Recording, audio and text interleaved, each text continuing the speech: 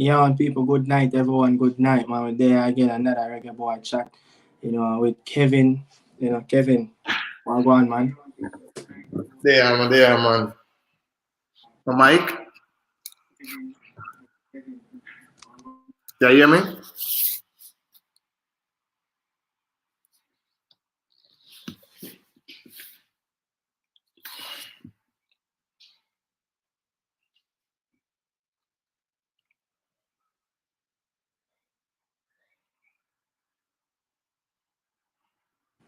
Yeah, got to mute the TV. Yeah, hear me now? Yeah, man, I hear, man. Yeah, Oh. and how long now we not be on the show? About 6 months now, 4 months now. Something like that. Well, between 4 to 6 months. Yeah. Well, and then, Yeah, when I both think that it's, time, I forget me. when I think it's so long. When I think it's so long, probably about 4 months. When they even start the YouTube 6 months. Sure, Think, take off and then I'm just gone, is it me? no, brother. No, but we're there have that crazy experience, wet night in Toronto. Mm-hmm. One of the, I say, one of the best games ever watched live in a foreign country. For Jamaica, Yeah, really, you know. yeah.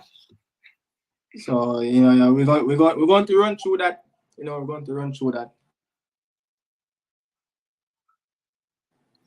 We're going to run through that, but we're going to talk about our experience, you know, build up to the game, as they heard my experience already on the channel. I think when I did that live, I think last week Thursday, so people want to hear your experience, building up to the Canadian game, but how life been, man? Life been good, you know. As long as you have it, it's good. How life been for you? Doing great, traveling and watch games, when I say dream to be a pro, but it didn't happen. Luckily you are playing indoor. I'm here doing journalism work on YouTube and stuff like that. So, but we have been living it like a pro. Traveling. You Mm-hmm. know, how much times me say you go on trips to Florida to play games and back and forth and all that, Michigan, Virginia. But before I go into a little bit about some football details, that game yesterday in the Big Ten, Michigan versus Ohio State, did that lose sunk in as yet? Does it lose what? Did that Michigan victory, did that sunk in as yet? From the CMD, you know, never understand the rivalry until actually um, go to school there, right? I remember um, my first experience, like we were going to play Michigan in Ohio, in Yeah. Columbus at the time. And I remember saying that, yo, we are playing Michigan next week. I said, no, no, no, no. You can't say that word, you know? Yeah. And I'm like, what do you mean? You're still saying that you're supposed to say we're gonna play them boys up now. And me I say, yo, whoa, like, like whenever I understand the rivalry, that it was such a big deal. Because obviously I'm from Jamaica and just a partake in a schools, Yeah. schools Yeah. Yeah. like that where the tradition and the excellence goes back way beyond our parents, and so on and so forth.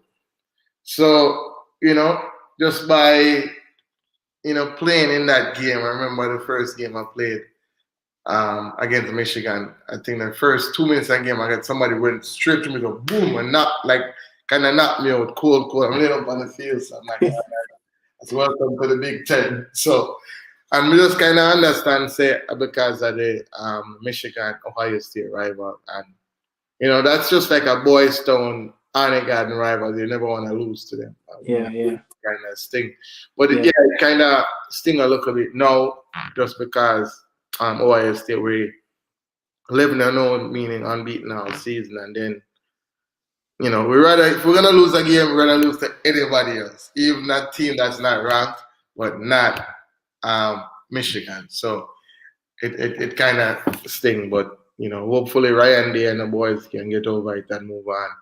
And no say whenever we catch them again, we just repay them the favor. So as this whole video, I don't know why something is going off or something. Oh yeah, hear me clear though. Yeah, man, you're clear, man. Yeah, check. Mic check. What? Who named Jordan?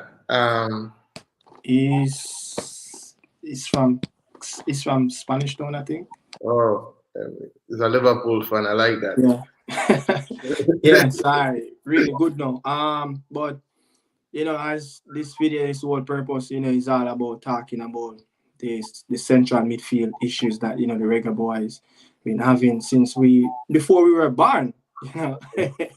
Until now. So you are the first person that come to mind that I can think of to say call and to let chit chat about what's going on, about the Reggae Boyz, CDM, the central midfield attacking position. I don't know people. I don't know how many of you guys remember Kevin, but growing up, in his age group, Kevin, is that pioneer for Boyz Town Football Academy.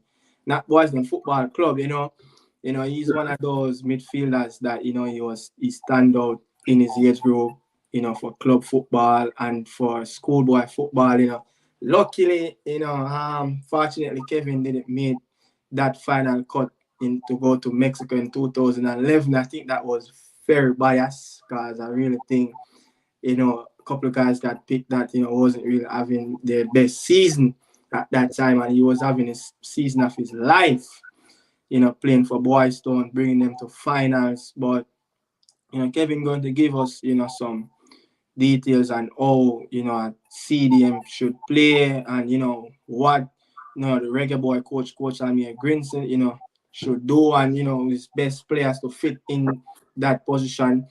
But growing up though, who was that coach you remember really taught you well to play that CDM role, that deep line playmaking?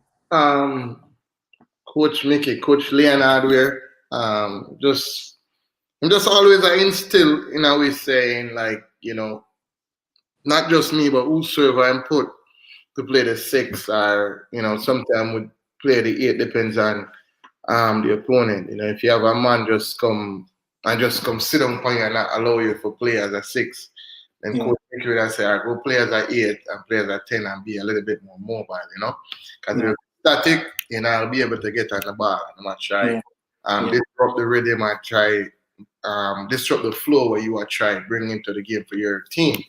But yeah, like Coach Mickey just pretty much teach me when to drop deep, to release, when to release the ball, when to calm, when to speed it up, and things like that. And, just from then and there, with the constant teaching from him, and we start watch other people who play the CDM role, right? One of them was Mr. King. Huh? No man, comments. No. Yeah, and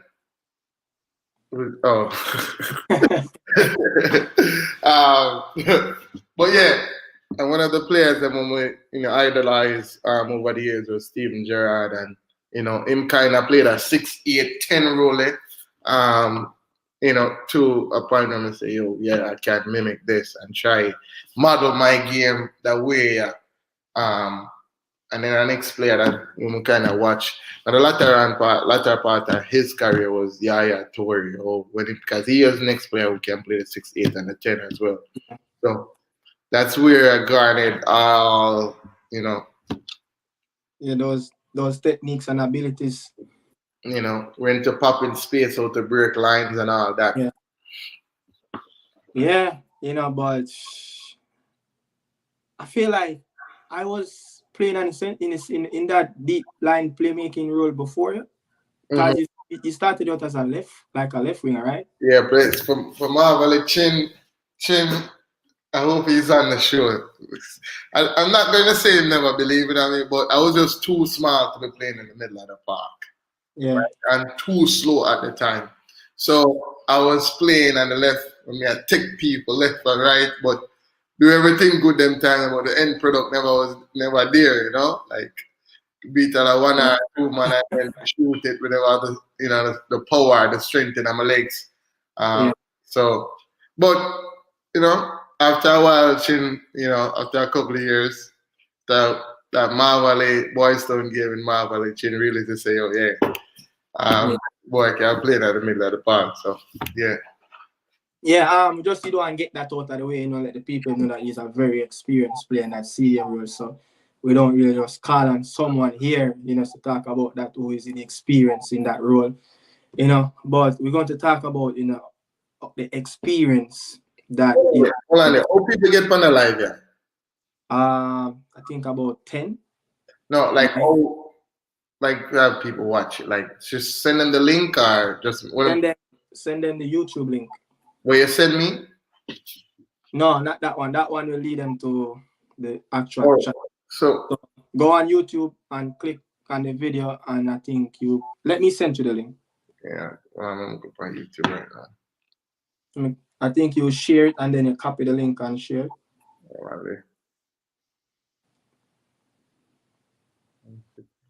Yeah, send it to me. I'm gonna see it pop up now YouTube. Only one I see I from. So I'm send the link on WhatsApp. All right. Big up yourself, Mr. Ishmael King.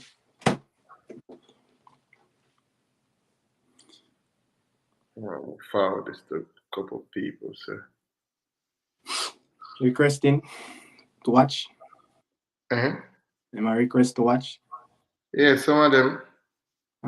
Tell them go subscribe. Your people, anyone in watching right now, haven't subscribed. You know what to do, man. Subscribe. Like the video.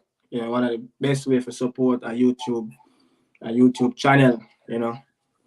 Just like, share, and subscribe. We can forward this to more than 5 people on WhatsApp. So WhatsApp I go on. Big up Mr. Blair. Mr. Blair is here. Big up always supporting the channel from day one, One of those loyal supporters from, I think, right before I think the World Cup.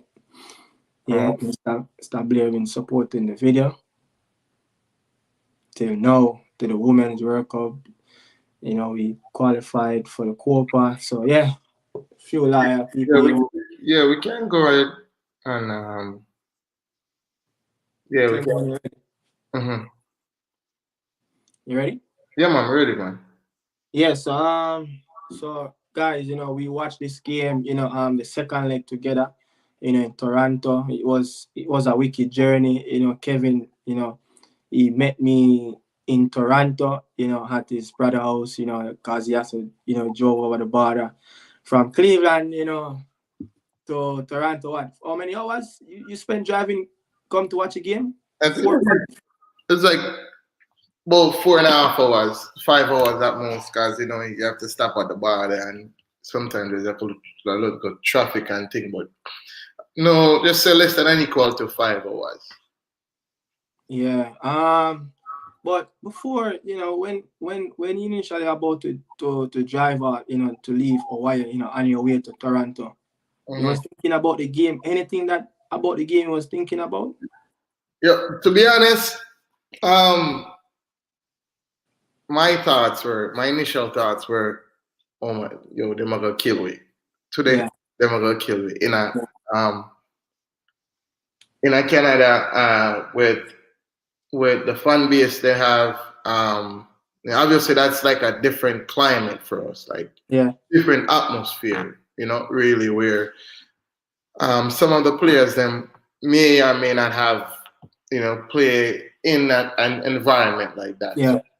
And I say, oh shoot, but where I go and I watch a game and just hope for the best, because I'm saying if them can, defeat we in Jamaica, then on our pitch, like in our arena, our environment. So, chances are it's highly likely them can do it. And I think they haven't before that game. I think I think they haven't lost a game since 2010.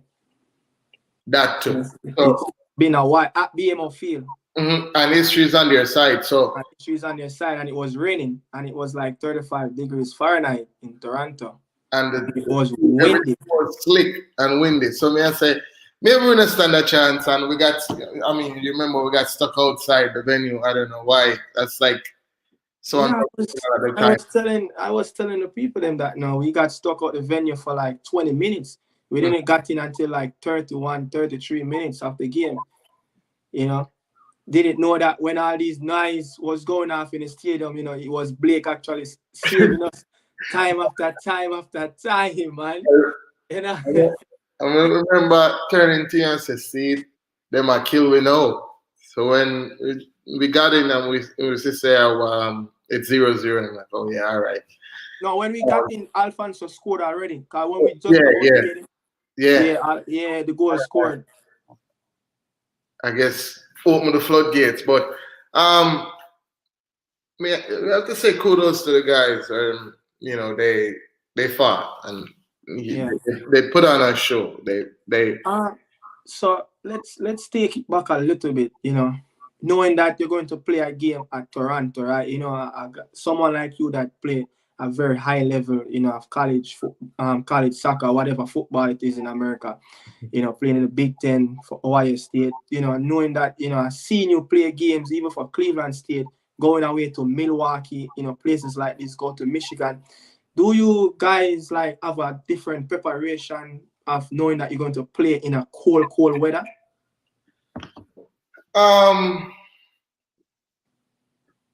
Yes, because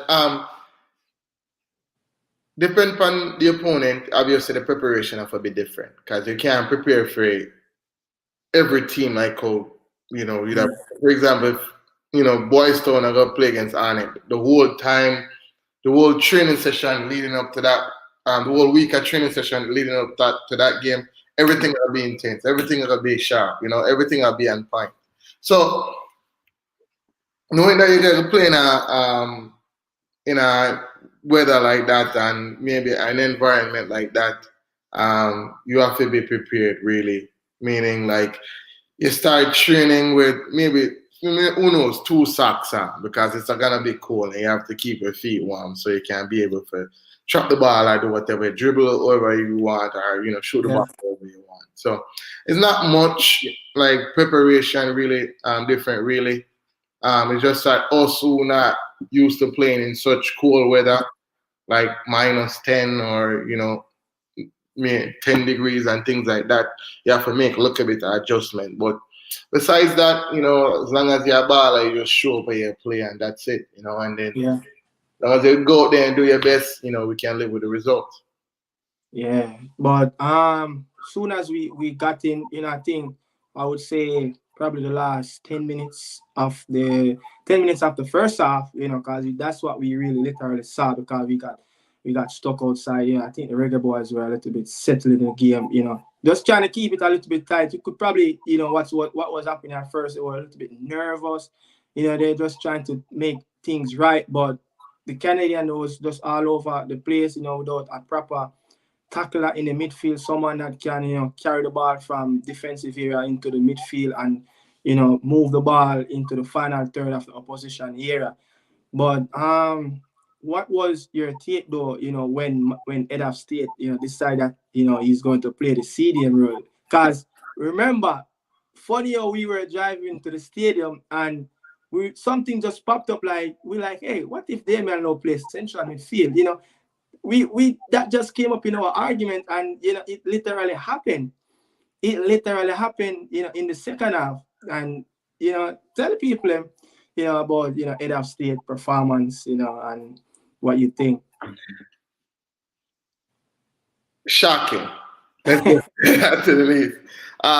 Because I guess he played there a couple games, right? That you know I haven't seen or whatnot.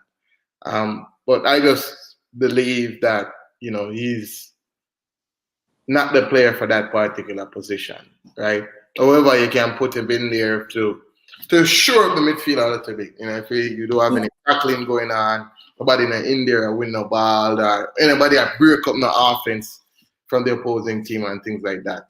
But the shift that he put in, whatever he did or put on display was remarkable, right? And it's gonna be one of those games where we are gonna remember for a lifetime. Yeah. Because not only him tackling and win ball, he was doing things that we haven't seen from a CDM or 8 in this squad. In this squad. Yeah. He's actually taking the ball and finding Bailey, finding Gray behind lines and breaking lines and things like that. And yeah, if you're a player that's playing in the middle of the park, you need to be able to find players in behind lines. Right? And he was doing that. Breaking, like I said, breaking up plays, winning the ball, distributing. So he was good. He was good on the ball. He was good. Yeah, he was really good, but he picked up a yellow card, in that second half, and we weren't watching the game in the second half, because I moved somewhere else, just to be focused, because a lot of people, distracted, but he picked up that yellow card, and I think he made a challenge. It was a rash challenge. I remember. Yeah. It was really lucky that he didn't cut that player, because hey, if he caught him, that would have been a second yellow card. But that's one of those challenges. Like as a player, as a defender, you have to make challenges like that to make the opponent know, say, yo, I'm here. It's not gonna be an easy day. It's not gonna be a merry-go-round or a circus in here. Anytime you come in here, you know what to expect, and things like that drive fears into opposing players. Yeah, I know why he did it, but it's a good thing the referee never said. The Canadian though, the midfield, I don't know what went wrong. What went wrong with Mara Beal, or what was his decision on his two midfield. I think it was Estiquio. I don't remember that number 7, that light skinned midfielder, and Kone, in the midfield at that time. But they didn't play the second half sharp. The ball was a lot of misplaced ball. Even though the other got the 7, most of his passes were pinpoint. 5 to 10 yards. Can't blame him. That's naturally a midfielder role to play the ball, keep the ball ticking over. But they weren't aggressive in the midfield as they did in the first half. I think because they came out in the second half, think that Jamaica just gonna lay down. Are they already leading? I think again the difference was Damion Lowe in that midfield, right? And none of them can't tackle, them not aggressive like him, them not rough, them not rugged like him. Yeah. So I think he kind of disrupt their whole game plan in the middle of the park. Because I don't know if you noticed, there's like probably 3 or 4 times on the breakaway, like Bobby Reed got it, Bailey got it, and there's like none of them within like a yard or so put in a challenge. So Damion Lowe rattled them. Let's just say that. That goal that Boyz scored, the equalizer, he was right up there, like 22 yards away, pressing their own defensive players, and he won that. That was the best tackle of the game. That Damion Lowe tackle, and then he assists Boyz. That was you were much closer at that. I was on the other side of the ground. You were like literally crossway, from where that challenge made, but. That challenge, when I saw it, I was like, and the goal squad, maybe I was thinking like, they're going to wave this off. Maybe it was a foul, but when I look on my phone, I was watching the game on my phone and watching the game just to see the replay, because I was behind the big screen TV, so I couldn't see any replays. Then I was like, okay, it's a clear challenge, but the other state, he was good, but one of the big question though, can he continue, in this role? Did you, before you answer that, during the days, playing Cassava, did you ever play against him when he was at Harborview? No, I probably like under 20. I'm not sure. I can't recall playing against him though, because I think it might probably Probably about 2 or 3 years on me, so maybe. So I can't recall. You know, as a youngster, I was at Barbican, right? Mm-hmm. Mm. You know, a doublet I was playing. I think it was Real Mona, a doublet I was playing, and I was playing U15 at the time. You know, for Barbican, and Aberview will literally play the first game. It was a rescheduled game, right? And one of his game, you know, that was the first game I seen him live. I remember that game like yesterday, and he was literally playing in that midfield area. Tall, slender, lanky, and you know you could see that his height, his presence, everything really felt around the other players on the opposition side a bit like they were scared. So I don't know if that's what happened, you know, with the Canadian. But you know, as a big fella, you know, your presence can be really felt in the midfield. You know, if you know to use, you know, his athleticism and how he can tackle, you know. But a few stats, you know, in that game with Damion Lowe, you know, he had 64 touches on the ball. You know, he had 10 passes into the final third. A You lot. know, he has some accurate 32 of 45 passes accuracy. That's what 71%. You know, he made 15 recoveries in that game. You know, he only dribbled past once in the game, you know, and he created that chance for Boza and that assist. You know, that is some really good stats there for any midfield player, you know, playing at CDM. You know, but the question though I'm asking, you think that it's just a one-off thing, or you know, we have to go and find or try to build a real CDM? You know, can he progress in that field though against any teams in CONCACAF? I'm not saying like teams outside in CONCACAF, but inside the CONCACAF region. Let's put it as this, right? Um, that's one of his outlying performances. Yeah. Uh, I don't, me personally don't think that him can consistently do that. I put in the shift that he put in Mm-hmm. about a week ago or a couple of days ago or so. So Jamaica really need to find a CDM or two CDM, right? Yeah. Um, the rest of ball and can play, right? Yeah. Yeah. It's, Daniel Johnson. yeah, it's just like again we can't find a consistent CDM. Well, consistently give away that game that we want to see. Consistently I dominate, I control the game certain way. I just Yeah. make what you say, oh, you're there. You see me? And Yeah. somebody will actually feed the opposing players them like Bailey is good on the ball, great on the ball. Damar great, same thing. But I mean, Okay. and people have them fair shares I think to say about Leon, Yeah. with him not performing, to the level where him a perform at when he Yeah. was at Bayern and Genk and no Aston Villa and thing. But we need those players. We need them eye all the time. Him and Damari Gray. We need them Yeah. eye isolated so them can do them thing. However, when the ball get to them, we need one or two players within a yard or 2-3 yards of them, so maybe them can combine, connect or something like that to make the game easier. I said all that to say this: we need to find a CDMR, a couple midfielders where can supply these guys the ball. Like them Yeah. need them to get tired of getting the ball. Like Yeah. like the first, look like you have your go-to man. As they touch a ball, yeah, all right, cool. We win the ball. First two play them, we're supposed to look for them. But God, them are gonna create the chances then. Because we're playing, we don't necessarily have the number. We don't necessarily have a number 10. The number 10 is not a number 10. Yeah. Bobby Reed is not really a number 10, and it's not saying that not really. He's not a number 10 Yeah. because the ideal number 10 is somebody who can dribble, create chances, score, get fouled in and around the box, whereby we can create an opportunity from a free kick, a penalty, or something like that.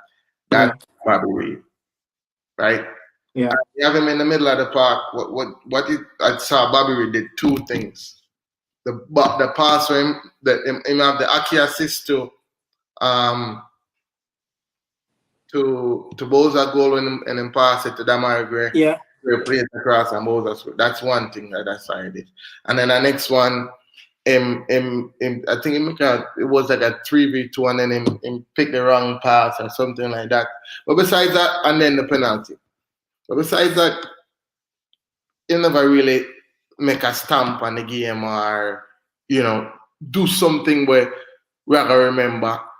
Like, just like we are talking about the game now, we can talk about Damion Lowe performance and the ball when he win enough for them offensive third when he can just make a quick pass to Boyz and Boyz shoot and score.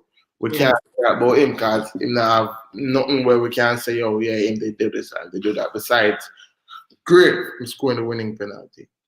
Yeah. Glad you said that, looking at Daniel Johnson, that, he's a real baller. He's actually like a number 10, been playing in the English Championship for years now, for Preston, now he's at Stoke City, and this is one of his most consistent run playing really as a number 10 for Stoke City. But, sometimes even at first leg, in Kingston, the National Stadium, the fans that turn out were screaming at Daniel Johnson at time, because when he recover, position and have the ball at his feet, sometimes he take a little bit of time to pick his decision, and that's when you start to do that as a midfielder. The space going to be clogged up now that was open. So time and time he was, he's a left-footed player, and when you get the ball on his right foot, he takes forever. If he don't turn, he play the ball back. He's either to the center half or which other side of the wing backs he's at. And he's one of the best midfielder we have that can pick up the ball with his back to his attacking goal and carry the ball up, because many times I see him in Kingston that first leg, he was actually playing as like a left central defender, just to someone that can take the ball and bring it out, and then you will have Greg Lay push up. But again, Joel Latibodiere, he's a player that we need to talk about. He's consistently playing at right back for his club in England, but yet he's still playing inside of the midfield area, and when you have a midfielder that is shying away from the ball, he just like he don't want the ball to pass to him. He's going to create problem. I'm not feel comfortable receiving the balls in tight areas. You can see that. And he's a 6 playing outside back. So I don't know. Like I'm saying, Jamaica need to find 2 good center mids. We need, especially we're gonna play against this US team, and obviously we know the US teams over the years, they're always athletic and aggressive, and we're gonna need the ball. We're gonna need to have the ball too, and not make them dominate possession. So in order to do that, again, we need 2 6s or a 6 and a number 10, and these guys are supposed to be able to angle the ball. Yeah, technical players who can handle the ball. Right in the middle of the park. I want you to answer this. Ishmael King said, Damion Lowe, makes everyone's job more easier. As a midfielder, you wasn't the best tackler. You wasn't the best player. The athleticism around the ground. Running around quick, but you were someone that control the tempo of the game. But you ever had that real tackler playing beside of you, and you feel that confidence just to explore in other areas and just be confident and do what you need to do? Oh yeah. First, when I play Excelsior, I was played double central a couple times with player called Big 12 OJ Bedward. Yeah. Big 12 is big and then rough. And year 12, the ball is coming. Win it. He was one of them. He used to just tackle and win the ball and give it to me, and then we make decision. JP, it got even better when, remember what was his name again? Aquino Bailey, Calico. Yeah. He was the tackler. He was the guy who was like. And what that do to your game as a player? It actually enhanced my game. So I actually exhaust the energy. I try chase down and tackle nobody I try win back the ball. Cause him do all of that for me. So him take care of the defensive part, take care of the offensive part. So even if in a Jamaica team we can have a tackler like that, will be able still can be able to angle the ball, and then you have somebody who could become a facilitator, a distributor. Yeah, but again, the midfielders are what we need. We need them to be able to make forward passes, can be able to switch a point of attack, can be able to make penetrating passes, breaking lines, and everything like that. We don't have that. Every other team in and around CONCACAF, and every other team in the world have that. The US have that. Musa. Him is a player who you see him play and dictate the tempo of the game and break lines and dribble and do this and do that. Musa and McKenny. Yeah, and McKenny, right? We don't have that. We don't have one player who can do that. If you can name a player, we can do a midfield role, or we can say this man is a midfield general. We can actually pay you, and we have time today. We don't have that. Yeah. And it's kind of sad because guess what? We produce so many ballers. We can, one baller who can actually play in the middle of the park like that as like a 8. See that youth named Ramon Owell from Jamaica College. I was just going to say. I was just going to ask you that question. Very technical and quick, and fit, athletic. Give him a chance. He played all right. So that's where I was going to. Ramon Owell and Speedy, played that game, that unofficial game against Guatemala, New Jersey, in Red Bull Arena. And Guatemala actually played their elite players, that the best possible squad that they could have picked. Of course, and the Jamaican years, of course I'm gonna try to do that. And then he and Speedy Williams, played in that double pivot role. And both of them actually, mastered what the first team players couldn't do.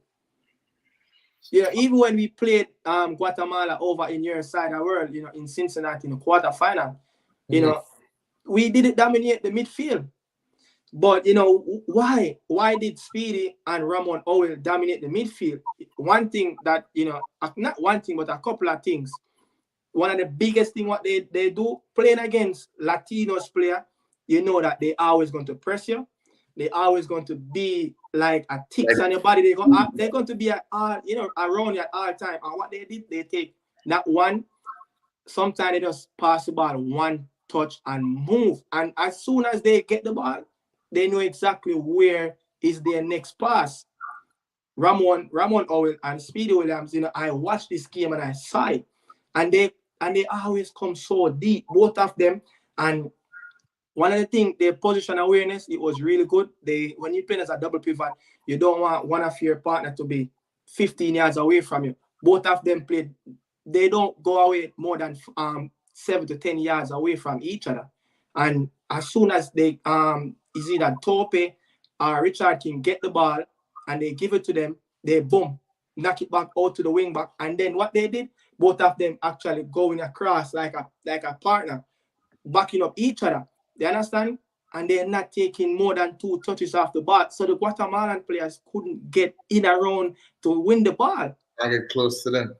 And as soon as they get the ball, you will have player like Tyreek Maggie is right behind them. And you will have player like Demario Phillips or Mount Pleasant is right not more than 10 yards away. So when they turn, they actually a pass. So, when in the midfield, in both leg in Canada game, when we pick up the ball, when Joel pick up the ball, there's no pass. We can't. Me feel like that kid, Tariq Magritte.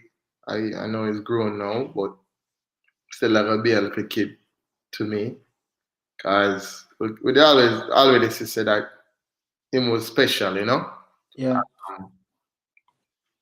At GSC, we used to do some little things where, them little boy they just say come embarrass 1 and 2 man, you have a conk him in mid, I kick him up. And just one of them players that was special. I mean, still believe say Jamaica can actually him can actually blossom in a Jamaica team if consistently given a chance.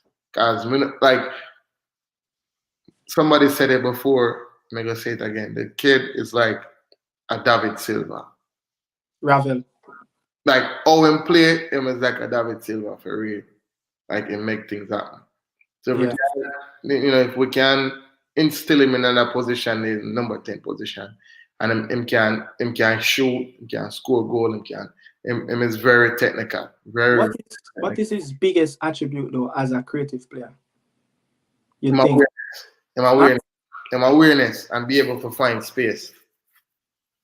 So and you make a key point with Ramon and Devon. These are players that actually know them are going to before them get the ball. They know the next pass, they know where the man I come from. Like I played with and against them.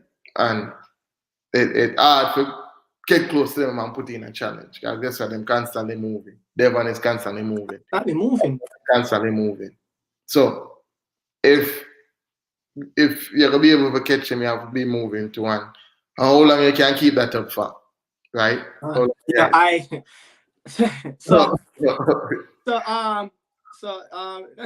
little break away from the topic. So Kevin was under 17 when we came to Boyz Town? Marvally? No, under 15. You talk about when we play against, Yeah. Under 15. Are you sure? I think under 15, yeah. I think what was the score like? I don't remember. But we know. So, you just said it, trying to mark players that, try to take less touches off the ball, players that, willing to move around. So I got a job to do. My coach told me that, your job is to stop Kevin Blackwood, from challenging the ball from the defensive area into the final third. And it was one of the hardest things to do because I was fit, but it's just that you just can't keep up because when you have someone that is constantly running with the ball and you running without the ball, you're going to be jaded more than how he's running because he is controlling his own tempo. Meanwhile, I'm trying to keep up with what he's doing. So it's literally hard, but our midfielders and sometimes Bailey tend to take more touches on the ball and then lose it. And then that what that spell for us in the turnover, the team will have free spaces in the transition era. Because while passing the ball to him, the team already advanced up, so that space over the behind. So if him lose it, then we're pretty much screwed. We have to scramble to get back. However, if him can play and like say the mid third or him can take less touches or combine a little bit. I have a problem, with my offensive player them. Take all of the money, take people in the final third. Do nothing, guys. That's what one is supposed to do. Now, creative players, go ahead, express yourself.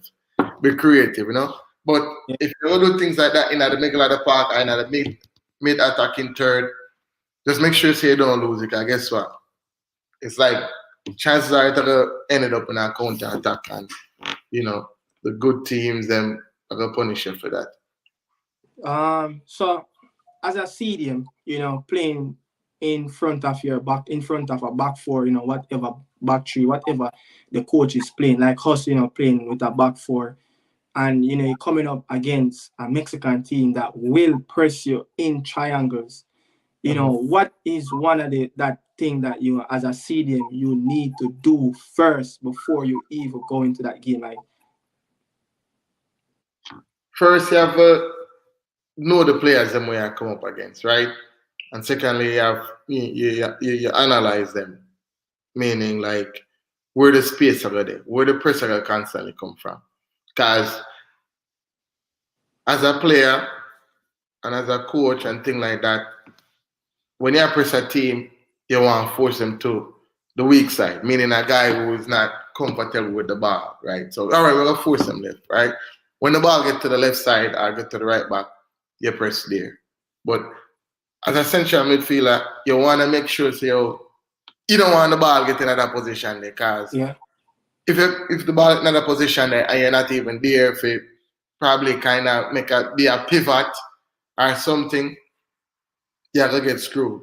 So for me, like I'm gonna say, it's just like positioning and awareness, like just know where the pressure come from, and just how to break that press, right? Yeah.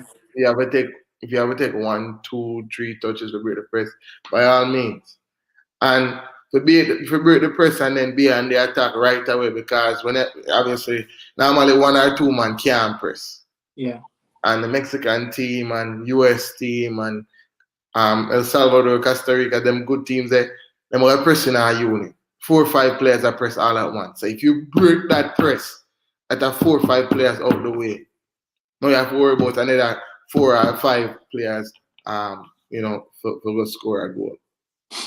Yeah, because, in the game that we played a few months back in the semi-final of the World Cup when we got 3-0 versus Mexico, we were playing that 4-4-2. Mexico were playing, 4-3-3. Sometimes that midfielder drop back, and it literally can be a 3-4-3. They switched up so much times, and what they did, they will put in. They already got Luis Chavez, and Luis Romo already those double pivot. Those guys are real quality players on the ball. And what they will do, they have that wing player, Pineda, Antuna, and I think it was Sanchez, Eric Sanchez, midfielder. So they will already have two, and they play those wingers as inverted, and that other man is playing right behind the striker. So they actually clogged up the midfield. And what happened, to Kevin Lambert and Joel, they just got overrun in the midfield area, and that's where the Mexican, pressed us. And our weakest link on in the Jamaica squad is that right center back where Damion Lowe is actually playing, and but where Javian Brown, that right back. That's our weakest point. Where teams always attacked us, and the Mexican, they did it. In the Azteca, in the Nations League where we drew 2-2. And just overload one side. That's what it is pretty much. Like them all the gray side, them know we're two creative players, and we're the two most dangerous players on our team, right? Leon Bailey and the Marley Gray, right? So them know them can't overload two sides, and them pick a side which is the right side, right? Try to make sure say him not isolate none of them players, so them overload that side there. And no, so that side they kind of probably the weakest side in that particular game. So that's how come they may not beat with overload that side, they create 2v1s down the line and put crosses in, and so comes they may not beat with. The coach, the Iceland coach, since coaching Iceland, they brought them to the World Cup, the Euros. He played this 4-4-2 formation, and he normally played those double pivot and those two big men up front. He did it in the first leg with Nichols and Antonio. But Antonio got injured. But I feel like he probably didn't trust Trivante or Romy to play in the second leg. But he played, Boyz as a lone man, and then play someone to support him. But the key point, why that worked for him, to sit back, soak up all the pressure, and can create. He has a player that, used to play in the Premier League, Sigurdsson, one of the best creative midfielder, someone that is really good on the ball. And so when they literally get the ball, they can look forward to give him it, and he always bail them out. And that's the player we're looking for. Many people, don't like Tariq Maggie, but I feel like, it's time to stop to look overseas. These players are home. And a lot and that now gonna stop, and it's been going on for years now. A lot of the local players, them are players who not play at such a high level, get overlooked, because sometimes it just takes somebody to actually a fight for you or whatnot, in a Jamaican program or whatever it may be. But some of these guys can do the job, or do a better job than some of the quote unquote overseas based players, them, meaning players who play in championship or maybe in the Premier League. But yeah, that time now we give them a chance, and I don't think we sole problem is in the middle of the park. Then if you notice, we don't have two good right backs, right and left back. The last right back, outside back we have was good one was our most consistent one was Taxi Lawrence. Taxi, yeah. Right? Where we can say, yo, so there's like a presence over attacking wise. And attacking wise to a lesser extent. But all the gameplay now, we don't have two right back. I can't remember from that game we watched, none of our outside backs make two overlapping runs and put a dangerous cross in the box once. Not once. And we have big players. And we have big players, and guess what? We're the nation for speed and running. And we don't have two outside back we can go down the line, we can put balls in. I put the crosses in. Look on Trippier, look on Trent Alexander-Arnold, look on Reece James. Those guys getting forward and putting crosses in the box. Look on Serginho Dest, so small him is bombing forward and getting overlapping crosses in the box. You can, those players. I really just want to stick to the CONCACAF region. Even Miles, I think Robinson that's played for the US, the left back, played for Fulham, as you said. Panama have a really good left back. Eric Davis, I think he was the best left back in the Gold Cup. I think he grabbed about 3 or 4 assists in the Gold Cup. These guys constantly going forward, coming back, and they can do both sides of the job. You know why? Because they have two good central midfielder. A central midfielder will allow them that freedom. But again, we don't have that. We really don't. Look on, like, again, we know we are stick to the CONCACAF region, but look on, like, for example, a man like Busquets. Yeah. Busquets not tackle. Busquets barely tackle, but guess what? In positioning is key to, like, winning back the ball or breaking up attack or something like that. We need players like that who actually can understand the game. We just sit down and just analyze the game. But I don't know. For me sit and watch other players. Yeah. Like other players, someone say, okay, this are do less running this, so this are them stay, things like that. But maybe that's just me. Other players need to do that too. Yeah. Well, I think I don't know these people. That if they have a call-in session, I think people want to interact. But 1 second, the Blackwood.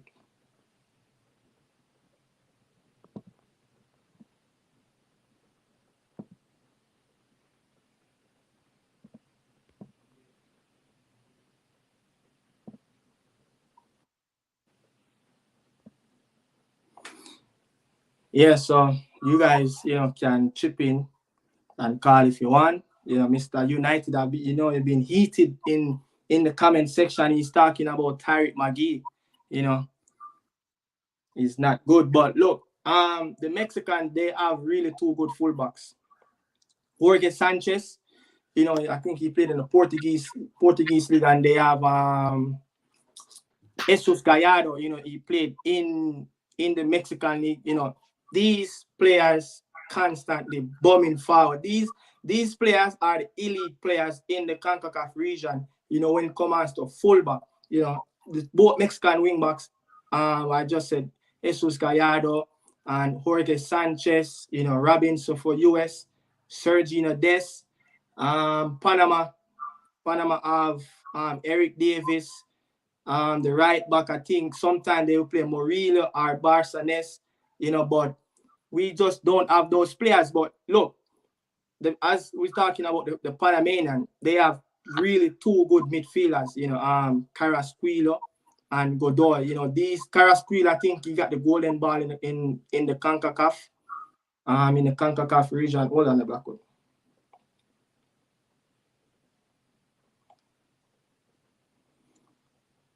But it goes down to having really good players in and around where, when they get the ball, but their position and their position awareness is really good. You know, we keep going back at it.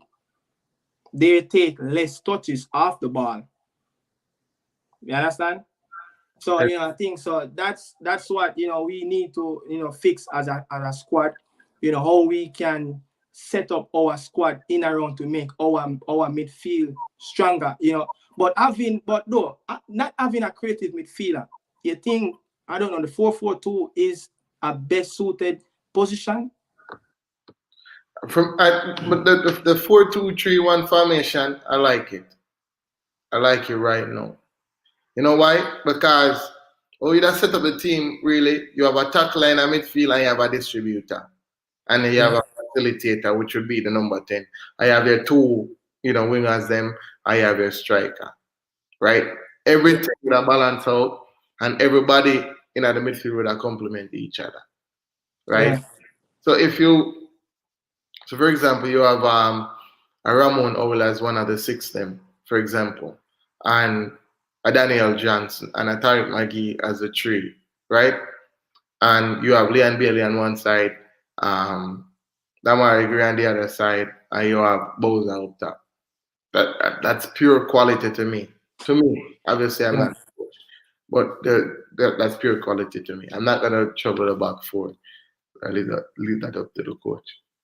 Someone is saying that, you know, Alvas wasn't a real good wing back. Oh yeah, Alvas was a solid wing back too. But again, him limited going forward, even though he used to go forward. Like when Mr. Limited going forward, I'm talking about creative. I think we're getting our first call. Hello? Yeah, hello. Yeah, Wagwan. Who's speaking to? Double. Alright. What's your take?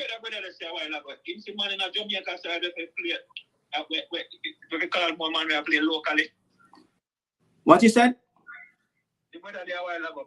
Blackwood? Yeah.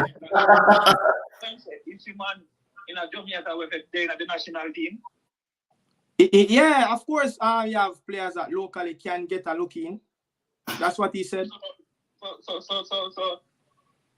So then I get looking idea when them play against Guatemala. And what the coach did, you know, Ramon and Speedy got, you know, they were the best players on the pitch. I was there live watching it, you know. Okay, so let me ask you something. Yeah. Who you got to take out of this squad and put in Speedy? Who? Yeah. Let's see if I can remember the squad. Give me a second. Let me get to the squad. Would I take out Phillips? Demara Phillips? He said he would take Demara Phillips out. But Demara Phillips and Speedy play the same position. But you just asked who would I take out? He just asked. Yeah, that time opinion. But hear me answer, see? Yeah. Even the best country them in the world, the top team them, even in France. Yeah. Right? Yeah. We have produced best football baller. A very few man that even play in France, play for France. So I know why you want to see, not to share another thing, I don't know, right? Jamaica top Premier League team rated 10th in the region. Not 10, 100 in the region. That are in a CONCACAF, right? So at least when I want man to come represent the country, brother. No, watch out, Carla. You see, we cannot really look on rank, you know, Carla. Sometimes you have to look on all the best players suited for one position. Mama ask you a question, Carla. So if you are the coach, right, or manager, or whatever it may be. One Premier League player, JPL player, where you say suited for no position. And you can't. Do you watch the JPL, Carla? Yes. Who is your favorite team? Well, Arnett. What about Ajuma Johnson last season? 7 goals, 5 assists. He's a really good number 8 and number 10. But we can't tell you something, brother. Look at the logic, see, and just work with me. You watching Manning Cup? Huh? You watching Manning Cup? If I watch him in the Manning Cup? Yeah, no, if you watch Manning Cup. Just a question. I watch the Manning Cup, but not most of it this season. So if a man do, there's levels to the thing, brother. There's levels to the things. All right. So if a man do well in the JPL, brother, he not reach a level yet like where a man do well in the championship. hold on there. Good point. If him not get the opportunity or a chance to showcase what him can do at certain level. Brother, listen, national team not there to give man opportunity. National team they have to win. So when we are playing practice. Hold on. My next question to you is, right? Because my sister kind of in favor of the overseas player, which is we can't run for that. We can't. Well, I know. Me and some can't run for that. But however, if the overseas based players them now get the job done and them constantly are disappointed to a so where you know give some of the local man them a chance. I can answer your question. Mm-hmm. The job no look like it is getting it is not the job no look like it is getting done here. Let's just say the performances them are fluctuate. Okay, but brother, listen, man, when you see all right, the man call up a whole heap of local man in our practice game against Trinidad and we play 2 games, right? Mm-hmm. And beat where we are and enjoy another game. Mm-hmm. The local man not ready yet, my brother. Remember, listen, this has a lot to do with it too, you know. Like the players them will get called up, them have to understand each other. Like players tendency and all that. You can't jail and mesh with a team where with them just randomly pick and select. So I have 2-3 days to get ready for what name day. That not gonna work. The man listen, you me ask, you think here, you see? Mm-hmm. You have a name 2 Jamaican, and you now put the country first. You have put the man them when you likes it, and you have put your emotions into it, brother. But if a man in the JPL and he was a good footballer, he might go leave the JPL and no league in look at my brother, look at just walk up your mind and look, right? No country in the country them in the world where them baller playing for them country are England, Spain, Germany, that are 3, and a couple more. Not even Brazil, where have some of the best footballers them in the world. The player them playing in Brazil.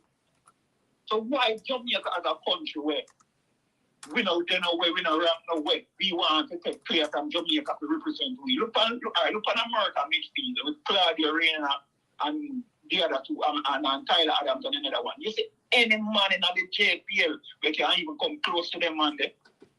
Where you think? Where you think them man get them contract from? Them get them chance in the national team. Cause guess what? If you now have certain amount of cash, they can't play. You have it wrong now. The national team not a bill. If you go bill yourself, then come back and play for the national team. Alright. Oh, you gonna bill yourself now? Tell me. Okay, let me tell you bill yourself like our Seekers play good and get a contract and go overseas, then he might get a call. Just like our Boyz play good, go overseas, come back. Just like our Trevante play good, go Italy, come back. But this kid they are play the JPL player them brother. When you watch JPL, they are not world class level player. And if we want go somewhere with the team, brother, we cannot call JPL player. Not even USL player we call. Look, brother, USA they want to use MLS player. And MLS run way above the JPL. And we want to think of even use JPL. Come on, the general man. Just think, man. You're so used to go JC with Maggie, man. What up your brains, my brother? So what you have to say about Maggie now? Yeah? What you have to say? What you think about Maggie? Maggie not ready yet, brother. But look at that match, right? Not show you how much Maggie not ready. Remember, so Maggie sit down in a Belgium for about 3 years and they play 90 minutes good. Right? And when he come in MLS, we watch some not MLS, USA, we watch some highlights. Highlights for watching him score 3 goals. He never start in a USA, right? And USA a team where we want to beat the Jet, my brother.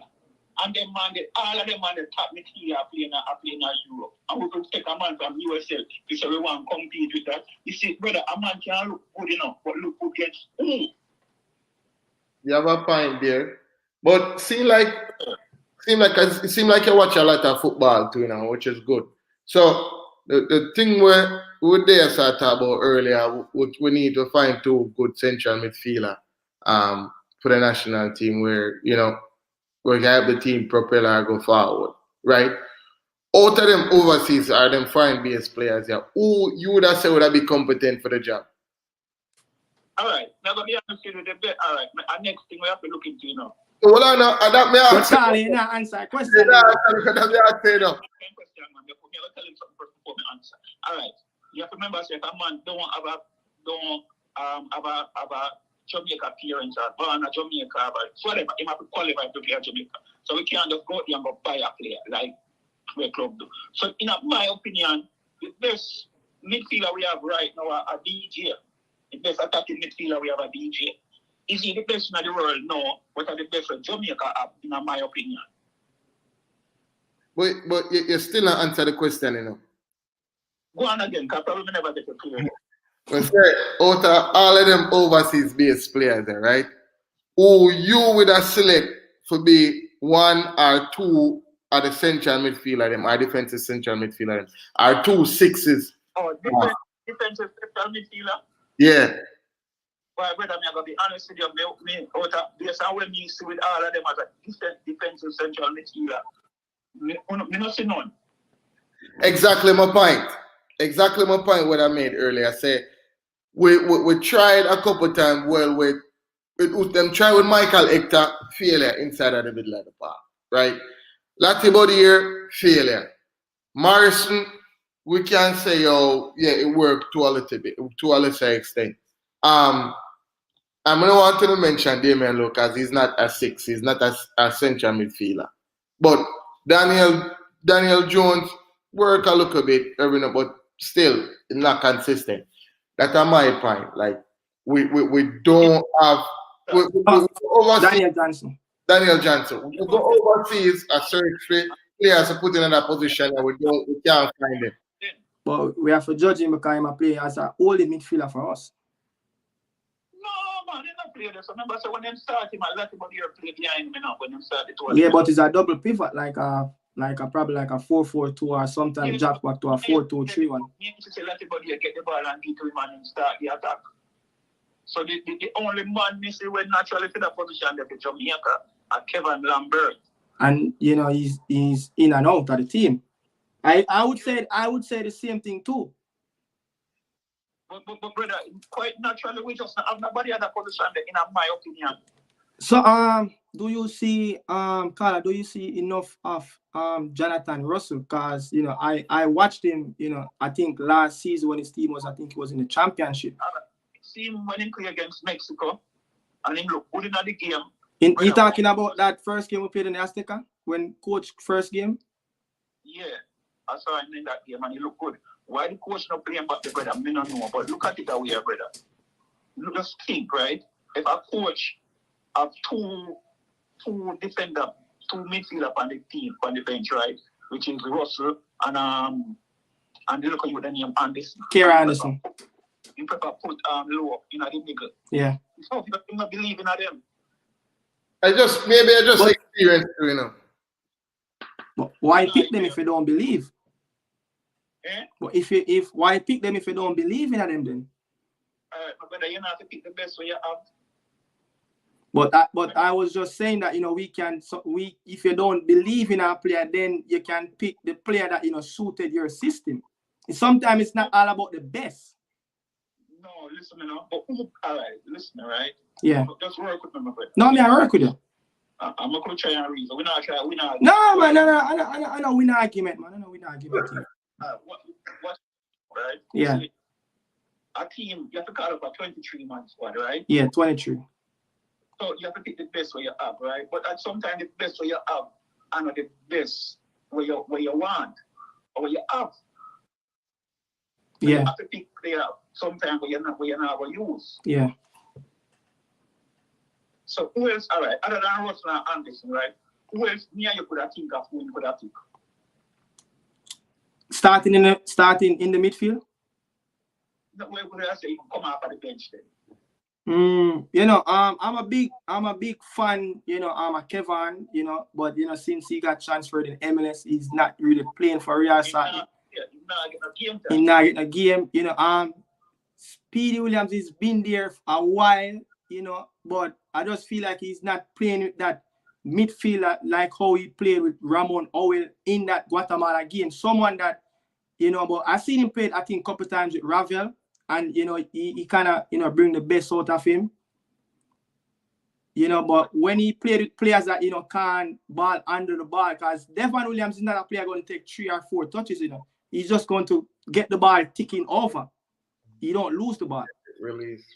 That's release. Yeah, but remember said, all right, look it on it that way, right? The coach see him and the coach no call him. Yeah. Brother, like, it at the same time, me and you, all right, me and you are no coach, right? Yeah. And if they're close to some people, you see them most and you know them most and you understand. You see them more and you see them weakness and them strength, right? But the fact they rather put Lowe in the middle other than bring on one out of them 2 you there. Yeah. And most something them say in a training when say, in rather taking chance with Lowe. Yeah. So probably me that's it, brother. All right. Yeah. All right. We're just not good at the holding midfielder. We just don't have him. I have a question, Carla. All right, so since we're trying to figure out these midfield problems with the Reggae Boys, right? Mm-hmm. It is the 4-4-2 is that formation for us, because if you're going to play the 4-4-2, you have to have a really good, at least one player that can carry out the ball. All right. Do you have like any suggestion or like if we can use a different formation or something? All right, let me show you our team, right? This is just my opinion. Yeah. Remember the coach Iceland, I don't know if you know about Vikings and them rough people there, I heard story about it. Right. So as some rough set of people them, and you see the 4-3-3 is a position where your midfielder them, you have to have good midfielder. Cause that means you have to play a position game. And we don't have the midfielder them to play a 4-3-3. Yeah.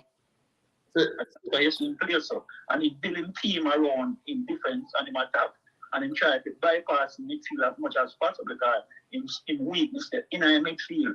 So he might play to the player them when up. Yeah. And that happen. Well, Kinda, you have a question, Blackwood, because I was. eh? Yeah, you gonna say something? Yeah, it kind of sad still say, oh, we're a nation full of so much talent that we can't find a good number 6. It kind of. Yeah. But I mean, Blacks, that you see that number 6 problem that it is not unique to Jamaica, At the hardest position to play at the most. It and this, it is one of the hardest position to fill on a football 11 starting 11. Because most of your time playing it is when you don't have the ball. Yeah. You can't get caught up in the game and go too far. You have to stay focused, you have to play discipline. When not man understand, you say a winger and a forward, them position is easy because they are very effective when they have the ball. Yeah. But as a CDM, you have to have things with other people now see. You have to communicate with the defender, you have to communicate with everybody. And not people, it's hard. All right. You see when you watch the game and you don't talk about your CDM, yeah. You have a good team. Yeah. Anytime you hear body talk about CDM, that means your CDM no good. Yeah. Say. When you watch City, right? Yeah. You nobody about City CDM yet? No. But say Carla, K.R.I. Anderson, he's a really good box-to-box, someone that we can really use. Yeah, but that are the young youth there from Charlton, yeah. All right, but what you know? Remember him start in the thing that game, the first game, Yeah. The Grenada game, right? And him come back in the look of no minutes in the 80 game. But we don't know, my brother. Only thing me can say, because I have to put myself in the mind of the coach. The coach has to do something in a practice where he not like. Yeah. And that we have to do. Brother, even the coach from the sideline, I said this and said that, but the coach knows has to do some things where he not like. Yeah, you're right. But you make a key point a while ago still, by talking about, not having those gems in the midfield area, the coach, trying to bypass the midfield a lot. And we know that most fans around the world would love to see our team play really pretty football. But if that's the job that he's going to do, just bypass the midfield era. Brother, I'm going to be honest with you. It don't look like that will happen soon. Look here. So we get Mason really in our future, and we get the other youth that come Arsenal in our future. I still up front the whole. Yeah, we tap heavy. Top heavy. Yeah. So we're not going to get the ball to the wing and try something there. So we can't talk about midfield. But until we get. I'm gonna get in charge. I just saw it about. But coming up against tough CONCACAF teams, the midfield going to have to work, cause. If needed at the coach, would have set up my midfield to defend. You understand me? Yeah. You have to work with the player that we have. It's not like you can go buy a player. But you know what I mean? But in my opinion, I think we can beat time. We can anybody that can CONCACAF and anybody can beat him. Like I think we have what it takes to beat USA. Yeah, what it takes to beat with. And I think we can, even though some people afraid of Panama, I think we can beat Panama. From I think them are a great player. We have a chance to beat anybody. Carlington Grant, I think you're talking about Ramon Oil. Normally I hear is a comment, someone said about the CDM who was playing, in that Guatemala game. It was Ramon Oil and Devon Williams. But I think you were talking about Ramon Oil. I think he's playing for Mount Pleasant now. Is it that? Yeah. Yeah. Okay. Yeah, man. Watch the game. See him look good in the game? No, man. Him really good enough. Him good. He's a player that his position awareness is really good. Him technical on the ball, and he's a midfielder. Is that he's not going to turn over the ball a lot. So he's a natural CDM. He is a natural CDM. Him and the man up on the show now, Mr. Blacks, used to play together in that position. Well, it's because this is what we think. I'm not biased, brother. All right, you see. All right, you remember? I don't remember one time German youth was our best number 10. You're right. Yeah. Locally, but as far as number 10, nobody never better than him. So if our best number 6 play locally, if he's the best, him should play. All right. No matter what club he play for, him at the best of the position, then the player. See, you come back around to me and say, that what did I try to say? All right. Make me ask him this. You say Arnett Gardner team, right? Yeah. All right. Back in them days, when not the veteran was playing, Everton, Bouncy, Colonel, Chinsu. Yeah. Those players were one of the best midfielders in the league. And what happened? Never get a call up. That's the thing. Yeah, but at the same time, I remember Whitmore, them never better than Whitmore. But Everton, Bouncy was one of the best one of those best midfielders, in the league at the time. That could play that CDM. He probably could say Colonel Chinsu. Members of them go for Peter Cargill and them go for them they have English player with. Not saying them should. I'm not saying they should start, but they didn't get their fair run as players they were quality players in the J. Right, you see, now football fairness is a matter of opinion, So with me, it's like a reason. You might come and finish with one up with something by reason and you want to tell me about the youth where they could where good CDM. You see it from a different perspective. I'm not talking about argument. You know what I mean? Because in my opinion, all right, so we top heavy. Yeah. And with this holding midfielder is a 10-year-old youth. Just a figure of speech. We can use a 10-year-old youth, he doesn't play at the basic school if I'm at the best holding midfielder we have. Yeah. It don't matter then, no matter which league in if I'm at the best at that position, keyword the best, we can use it. All right. When Tapa was a coach, right? And we having these same issues with CDM, and he's chop and change players overseas. Who did he brought back in the team from the JPL? No. Our brother, man.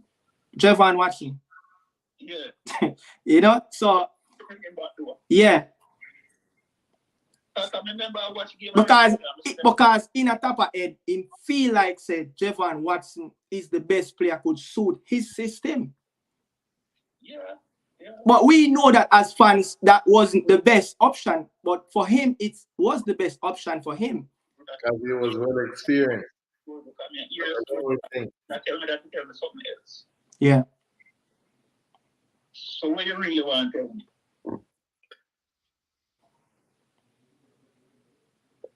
Hello? What name him say what I go? No, I say, are you telling me that to tell me something else? No, I'm just saying that, Tapa used to pick players that, suit his style of playing. Because he knew that, we don't have a creative midfielder. Him himself don't really play with creative midfielders. You could see that, at Mount Pleasant, he likes to play with those CDM that, like to rough up the midfield, aggressive.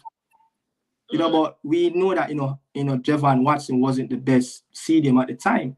But he picked him, because he feels that that was his best choice to suit his system. So I'm saying that, by you said the coach, picking players that, maybe, he don't trust him. I'm saying that maybe he can pick players that he think that will suit his system. Sometimes the best is not good. The best is not. No, because look at the England team: Scholes, Carrick, Gerrard, Lampard. What they want. Sometimes you have so much good players, but they just didn't pick the right players to suit their system. You pick the best player, you have to pick the best team. Huh? Sometimes you don't pick the best players, but pick the best team. Yeah, you're correct. Yeah. But I have to go run now because my wife will give me a look here. Bless up. Bless up, Carla. Yeah, very interesting one, But Blackwood, he actually was saying that, maybe the coach didn't trust, the players on the bench, Jonathan Russell and young Kira Anderson, but I just feel like, sometimes when you pick the best, like you go for the best of the best. Yes, we want the best of the best to play for Jamaica, but if it's not working. In other instances, it's not a matter of the coach not trusting the players. Him are the coach for a reason and him know best, right? Yeah. And thinking from a coaching perspective was a game that wasn't for them. Like that game that wasn't really for them. So him couldn't put them. That's just putting them in that ocean. Say, go on, fend for yourself. Yeah, because that game was crying out for Damion, someone like Damion. No? Yeah, that was the game I was crying out for. That's why the coach did that. But if I would just go back to the point where he might say, the coach have believing in the players, in which that's not the case. Him just didn't need them for that particular game at that particular time in that environment too, because that environment they hard to play in. Someone said, about Jardine and James Moonman at KC. Yeah, I knew he used to play a CDM at one point, but you see him. What do you think was his best position, a CDM or a striker? Because I think when he played his first game for Reggae Boy, score a bike or something like that. Yeah. To be crazy thing is, we were in the national team together. We played parish like Kingston and St. Andrew together. Played against him for Harborview and KSC, and I still don't know what his best position is. It was a good CDM though, for real. It was, but I still think he was for me. Me that say as a centre forward is better at centre forward. But it was a good CDM though. But I don't know what happened to him. Why them left him out of the squad? Maybe he just stop drop ball and just stop play ball. I haven't seen him in a long while. Yeah. The thing with the Reggae Boys, the whole, Reggae Boy system from the lowest point, U15 come all the way up to the senior program. I don't think we transition the players really good enough from youth come up in the team, because remember, we qualified for a U17 World Cup in 2011. Mm-hmm. I think we have someone else, Hello. One second, Nicole. Let me just get this to my course. But 2011. Hold on, Carl. Hold on. So 2011, we went to the FIFA World Cup. Carl, you have to mute the background. You have to mute the background about it. So, 2011, we qualified for the Under 17 World Cup, and Andre Lewis, Georges, and what's the other name? H name? Omar Onis. Yeah. Those two players, were our best midfielders, in the country at the time. You're right? What happened to Omar Onis? No, he could have played in there. We don't transition those players in from the youth team to the senior squad. The system where we have, I don't even know. But when you you see this Mexican team. This Mexican team, they are coming from a young age. The rank, and come up through the rank. You understand? I think Franco Vasquez, Jesus Gallardo, Jorge Sanchez, Pineda, all these players, Santiago Jimenez, all these players coming up with each other. Diego Lenz, all these players coming up. Eric Sanchez, Romo, these players play together. But we just can't. But we have a caller. Hello? Yeah. Hello? Yeah, man. Bless up. Bless up. Bless up. You could just probably mute your background a little bit. Yeah, I'll mute it a little bit. All right, no. We are saying that. Yeah, the thing, honestly, yeah, the problem is playing the 1-6 for Jamaica is not gonna work. That are the problem. Like, the 1-6 for Jamaica, it never gonna work all that. Yeah. So play 2-6 will that make sense. That's Low alone you try him again. Yeah. You said you would try low again? We not try him again, but we not add somebody to mix. We can compliment him. Yeah. Like the only way that didn't work.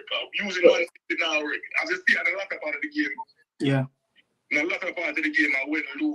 Really, even though you can't see when him put it tired. Yeah. Going forward, they're going to really need 2-6 and then they can transition. The first formation are how it is. But for now, the 1-6 now will work. But that's why me said the 4-2-3-1 formation would be ideal for Jamaica. You have 2 6s, have a number 10, and you have 2 wingers and the striker.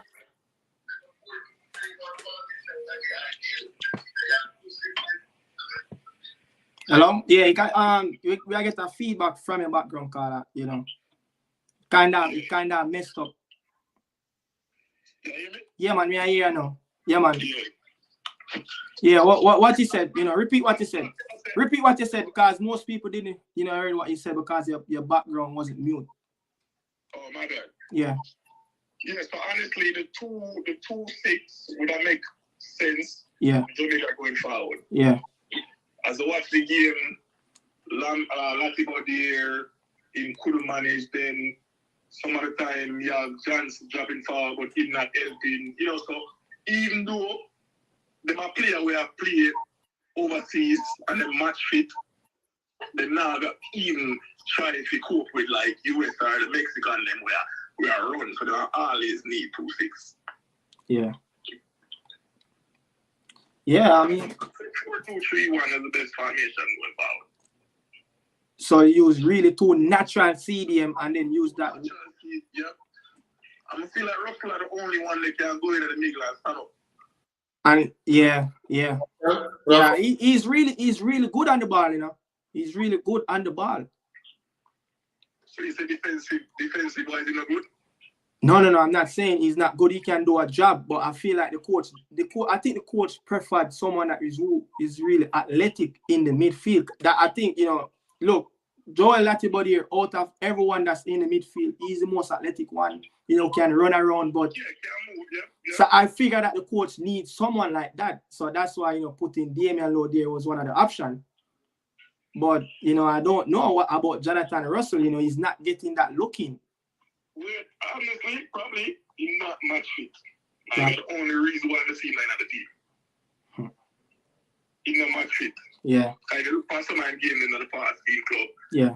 And I come off of the bench and start, then come off. If this what happen, you don't look like him that play a plus 70 game, you understand? Yeah. Yeah, so that's how me think the coach see and like he's not match fit to start and finish a game. Yeah, you're probably right, you know.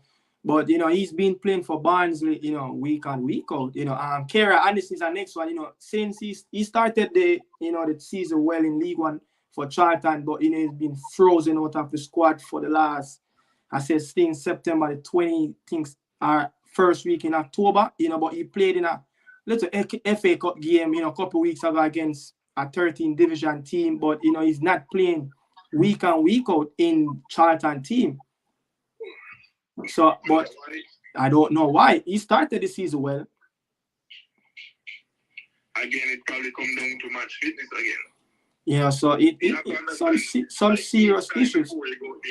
Each time before you go there on a weekend, go play, you have to take that test and go say, all right, you're physically ready to play that Saturday, Sunday game. You understand? So they're not going to say, okay, doing training or whatever. Yeah, but just play Saturday or Sunday. You have to have that match readiness to play on the actual Saturday or Sunday. Yeah. So we can't just say, all right, I play good at the start, well, so right through the season, I'm going to start, continuously start. You understand? Yeah. So, going forward, though, you know, knowing that, you know, we're going to play the US, you know, what will be those two midfielders? You know, who would be those two midfielders, you know, you would love to see, you know, in the squad starting coming March in Texas? Honestly, I don't want to see Chulups and Russell Damion. The ideal 2-6. Yeah. Two big brothers in the middle. Yeah. Like you can see them two big brothers in the middle, 6'3" man in the middle. Let me know. I'll go on around my shit. Carla, so you believe say Damion Lowe gave a performance that he did what he gave us in Canada? Am I going to repeat that? Me not say he might give the performance with him against Canada. Me just say the ideal, the question is the ideal six we see we can play. And that in ask and the question. Yeah. And say that. No, but me just ask you a question. No, he might ask you a question, but no, Carla. He might ask you a question, but he not counteract what he said. He's asking. Again, you're entitled to your own opinion, you know, and that's your opinion. Say, if you are the coach, you don't start Damion with Daniel. But my question to you is that if you think him can give you another performance like that in any game. Yeah, I can put in another performance like that. What, now the US game coming up? Definitely. We're going to see now, the thing with US. The thing with Damion Lowe, you know, I think, you know, he can do a job there, and you know, he's a player that willing to fight for his country. You know, he would, you know, so I think he got that over probably all of the players that we got in the midfield. You know, he will die out there. One thing I tell the coach, I better keep him in the back, you know, against his team.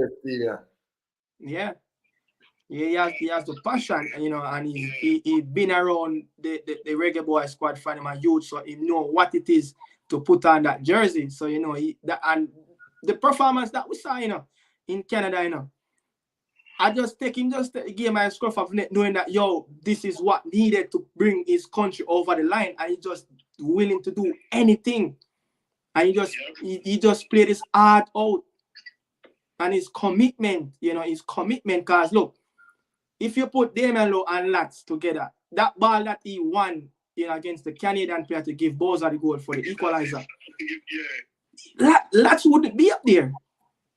I play too safe. Even when I have the ball, I play safe. I think that I play too safe. My wolf injury not going back. I can't remember him attempting to make a splitting pass where I break a line or I make a diagonal pass, a forward pass, a true pass. Nothing. It's always lateral and backwards. Yeah. And just I know it's harsh, but it's just the truth. Yeah. Because in that game, Damion Lowe had 10 passes into the final third, since he brought in the midfield, to play in that stadium, As I said, he had 10 passes into the final third. You understand? So yeah, but let's see, man. The big game, is what 4 months? 4 months away? Can assume. What you said, Black? We have a lot of time to prepare for it. Yes. But not really. Because obviously most of the players they're gonna be away with their respective teams and stuff. So, but we have enough time to think about and plan to the best as we can, or the best to our ability for the game. So, one question, Carla. You watched the Iceland team when they qualified for the World Cup and the Euros when the coach was coaching them. No, was that 2018? I think that was 2018. Yeah, in Russia. Yeah, in Russia, when I think they're the smallest country to qualify for the World Cup. He didn't start. Didn't take in the Iceland team there at all. All right, so I mean, watching the Reggae Boyz now, you seeing what the coach is trying to do. Mm-hmm. Is it the same mentality? It's kind of similar, playing two big men up front and trying to get the ball to our creative wingers. But that problem we having right now is that we don't have a gift for Sigurdsson. Yep. You understand? We don't have that gift for Sigurdsson, someone that you could trust with the ball. Yep. We don't have that. Until we can get that, I think that will tip probably the last box for this coach for the Reggae Boyz team. But moving forward, though, who would you like to see though in the game coming March? Like the starting 11? Just the two. We're talking about midfielders. CDM. Because you said the 4-2-3-1, it will be right for these bunch of players, right? Yeah. And I mentioned earlier that Russell and Damion would be the right fit. Using back Ethan and Hector there. If they do call Ravel, then they can put him back at a position there. They can use Russell and Ravel if they call him back. Yeah. Let's see what's going to happen to Ravel because he's not playing in the football at the moment. Let's see what's going to happen in January if he's going to even though he's a free agent, but let's see what's going to happen. Which whenever they play the ball. I know that. I remember, it's funny, when Tapper called back Javon Watson, he has to go and play back for playing in the Premier League. I think he was playing for Umberland at the time. He called him out of retirement. Honestly, Tapper and Aka have something going on.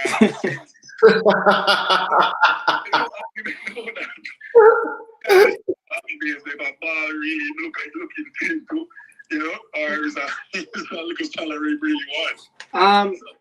Did you heard the last caller? Yeah. All right, so he said a lot of things that make sense, but I think he was saying that local and players that playing in the Championship League One, we have to pick our best players. Would you like to see the coach pick the best of the best or pick the right players for his system? Honestly, we are talking football. Yeah. I'll go through it. Yeah. I think the right goal is to pick the player that right for the system. Yeah. That's the only. It's not about the best of the best. It's always about the player will come in at the right system or the right style of play that the coach has. Yeah. Coach, when they are bed or someone got a party or whatever, the coach they in room and analyze their play. If they're on them laptop or on screen and look on, back play like different team, back play and all these things. Yeah. So he know what's best for the team and know what's best going forward even if you do want to win a game. Yeah. And that's what I mean. Yeah. So that's why I didn't even make that change here with Damion. Because everybody there wasn't doing anything. The coach already know that, but that's dialectic. Dialectic is the way you tell them, say, everybody can see that. But the coach has seen something else that we need a tackler in that game that can break up the play. So that didn't really do. And the coach win that game for me, honestly, because he made that big change. Yeah. Yeah. So me can understand how the coach will pick local player or whatever. You know, to me, honestly, I watch the Premier League every Sunday. Locally? Sometimes Thursday. Yeah. All right. Sometime on Thursday. Who's your team? Arne Garden, because I'm a Virgin Cooler play, you know? Who? I watch Arne Garden. Shea Smith. Oh, Shea Smith. Oh, yeah, actually, you know, good player. But tell him, man, him keep on getting injured, man. I heard that he has a bad knee. Yeah, no, it's an ankle. It's an ankle? Yeah, it's an ankle. And it over here, I play with me, and then, you know, yeah. And then go back, and then, I don't know if, you know, I'm really looking to it as it should, but the ankle are bad. Oh, yeah, because me is on it, man. He's on it, Garden, man, there, so right, you know, but, you know, Blackwood support. So he's a Boyz Town. He's on it, Garden. Yeah. Man, right? Yeah. You don't think the captain of Arne Garden, Cunningham, Joel Cunningham? Yeah.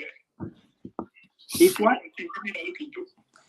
I was saying that I don't remember who I was saying it to at the time, and I think it was my father, or I think it was an Arne Garden supporter that live in the jungle. I was saying that, you know, for that Guatemala game, you know, we probably should have picked a little bit more, you know, local players just to see them. You know, give them. But I think he started the season really good. Cunningham, he started the season really good. He's solid, you know. But then who we going to, you know, if he's going to get a look in, you know, we have to pull out someone, you know, and that's the thing. You know, we really good at the center of position. You know, we got, you know, Ethan, you know, and Hector, you know, Damion Lowe and Bernard. So we have, you know, Amari Bell is probably going to be in the next squad. He can play as a CDM if we try to. No, as a center half, you know, if we play in that three at the back, he could be an option, you know, but I think it's just going to be hard, you know, for local players to get in the squad. But you know, who would you add, since you watch the JPL, who is that player you would say, you know, outside of Demario Phillips that, you know, can get in this squad as locally? For the midfield? You could say, you know, you could give me someone for the midfield, or, you know, just that one player. Generally, you said that, you know, he can do something in this squad. Honestly, but Aka still. Yeah. Yeah. But they know Christian from White House, right? Christian, Nikai Christian. Yeah. Very, very technical on the ball, right? Yeah. Both foot, right and left. Yeah. You know who didn't really get a look into, but, you know, again, with so many overseas players, Fabian McCarthy, you know, his former teammate. You know, he was a good midfielder, you know, but with so many players coming from abroad, you know, they're always going to get the look in. So players might get overlooked. Hold on, Carla. Hold on, Carla. What you said, Blackwood? I said some of them local players they'll get overlooked because of the overseas based players then. Yeah. It depends on the team too. Yeah. You know Arne Garden players don't get picked. Yeah, that's what I was gonna say. If you know the JPL and JPL, you know Arne Garden proper. Boyz Town. To get called on that. Boyz Town, yeah. Boyz Town are one of them. So you know that all is up. Yeah. Now I get up because I owe them status is with the JFF. Yeah. I don't know why. I don't know why. Right now, if Bosa, they are Jamaica player Boyz Town. Please, not looking to Bosa. Yeah.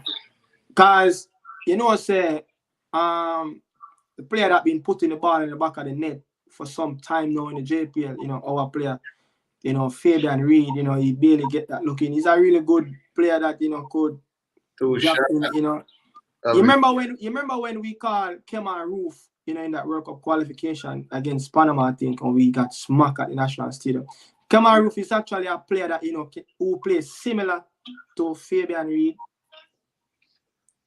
Like for like, Falls number 9 type. But again, look, I'm not saying we shouldn't go overseas to get the best talented player that can represent the Reggae Boyz, but sometimes, you have to look around and surface to see who is the best selection you can pick to win a football match. And that's the key important thing sometimes people be missing. True. You have to, yeah. I got you the comment to me. I said, I'm going to tell you, oh, we look good, bro. Kiss me. Development plan with local players, right? Yeah. For instance, we're not saying them not for call now, overseas based player or whatever. Yeah. Like league that them going into certain friendly that they must play. Yeah. They need to use the local based player, build them up from there. So like Caribbean Cup, they can call most of the local players. Just like the squad they picked for Guatemala, they could use most of those players as second string and build them. Those players, that's what Black would say. Those players just come up in 3 days and say, right, boom. Exactly. 3 days, they're going to just play them in a match. No, they need to constantly call those players. They're right. We're going to pick the local. That's what I said. There's no system. There's no system at all. And that's why I said some of the local base players, them not a fair shot, because they pick up a bunch of man 2, 3 days, 4 days at most, and put them against a team.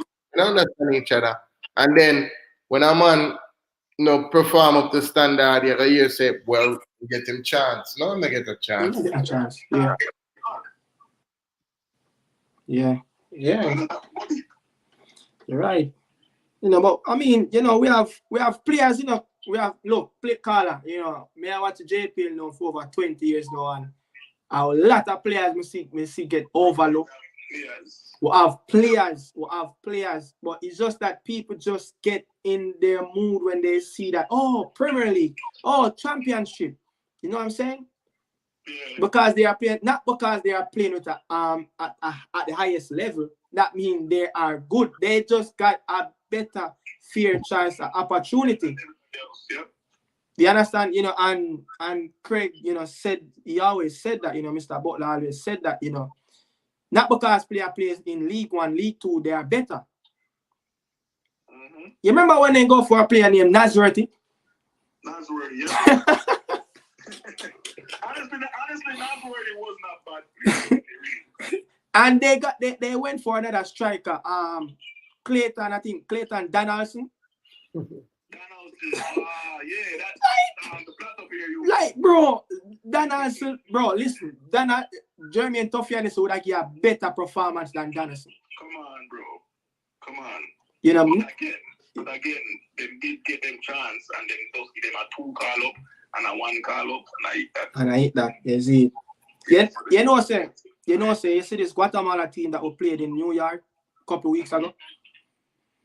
It's probably their 90%, their 90% strongest team that they could pick. Yeah. It's just that a few players got left out, because they're in their European season. Probably like 3 players, the goalkeeper and I think the striker. But most of their players they play locally, and they build and groom those players. Even Honduras team, they groom. Honduras have a local squad that they pick from. Costa Rica is the same thing. El Salvador, these countries, they have a really strong core that they always look forward to in they locally. a man said in a comment, I said, I'm just speaking because more JC Ball them coming at the team. Yeah. And the same Iceland coach. Yeah. Like, honestly, when I'm talking, guys, I'm not too afraid I know about it. They want to hear this here. The JFF control the coaches. Yeah. And the selection. I'll hear this. The Iceland coach, I see him at the stands when I watch JPL last year up there, Stadium East. Yeah. He knows only come look on the Cavaliers youth, which is Atkinson and Richard King. Yeah. And from them time, I know say, JFF really tell the coaches who to select and who for the forward. Yeah. Richard King a baller. So those players who get selected. What you said? Richard King can play. Where said Blackwood? You don't think Richard King can play? Carla. I did not say him can't play. He can play. Mm-hmm. Different youth, you have different youth. All right. Look on I will go back to the state Arnett. You know Arnett center back in injury now, Earl Simpson. Yeah, what happened to Earl? He got picked. He have a knee injury. It's like my knee injury we have right now. He have a meniscus tear where it's really, really hard for fix back because he keep playing on it. Right? Okay. Yeah. So I think it's a build arthritis type foot. Yeah. At that time, Earl was the best, I'm tell you, the best centre back in Jamaica last year. Yeah. Him and Richard King, when they played in the Premier League, they were, Earl get only one call up for the whole of last year. But these players are really good, But I feel like it's going to be really difficult for these players to get in, as especially at the centre back position where you have Pinnock and Bernard. Bernard is a good player that we can work with, But I understand your cry. You would love to see some of these players, in the squad. I would love to see some of them in the squad too, But they just have to do, as what the last caller said, they just have to do their thing and try to get out of the league to be more established, and play at a higher level. And some of our centre half, they are too slender. They need to grow a little bit more, a little bit more body. They need to work in the gym a little bit more. True. They are not strong enough. I don't think it have body mass to do it in football. We all see how Messi is. Yeah. I mean, no, but we are talking about centre half. You're not going to find many centre half like, you're not going to find many centre half like Cannavaro, who's small. You still have small centre back out there. I mean, you have Lisandro Martinez out there. You used to have Gary Medel for Chile. You have quite a few small centre half who's out there, but they have to be exceptionally well. And look, Earl is good, King is good, but they are not aggressive. And those centre half who is really small, they are really aggressive. And I think things like that can get them, to not getting picked in the Reggae Boy squad, Them selection is based on criticism, status, all of these things. There's no way the man get called. Yeah. Like if it's not for Arnett, if Earl switch and go more pleasant by no man. We understand the club bias, them. We understand the club bias. I already know that. So and the player them need caps to even go overseas to play. Like it's not like you just take it yourself and say, all right. Go back this Phoenix Academy. Or a Kickers Academy, you can go through and say, all right, who my agent, and I work with him, and that can happen, right? Yeah. It goes back to the same thing what we just said earlier, saying that if the players then get enough opportunity or chances per se for actually prove themselves. Remember one game under the players and they can't prove themselves, because the caller before this did I say it's like me want the local place players in a team, but the man not gonna just not gonna bust by themselves without the opportunity, without being in the national team for 4 or 5 games, And again, the local base players that they might get overlooked because the overseas base player them. Even when the overseas base players them not getting the job done. Along with that try with Michael Hector in midfield. Yeah, man. Couple years well, but just say, this dog over. He's not a midfielder, yeah. We've been a try with Michael and All right. His status was at Chelsea, so they were always the first 11. And he was playing already in the Champions League. Exactly. You just see players. Was he playing at Frankfurt too in the Bundesliga at one point? Michael Hector played for 1,000 team.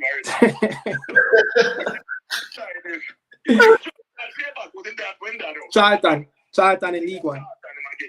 Yeah, my God. he match fit and he match ready and he can. League 2 them in that. Jamaica. What you said? Change. League 1 or League 2 Charlton in that? League 1. That's his. Carla, you say League 1 is that's his level. Yeah, that's his level right now.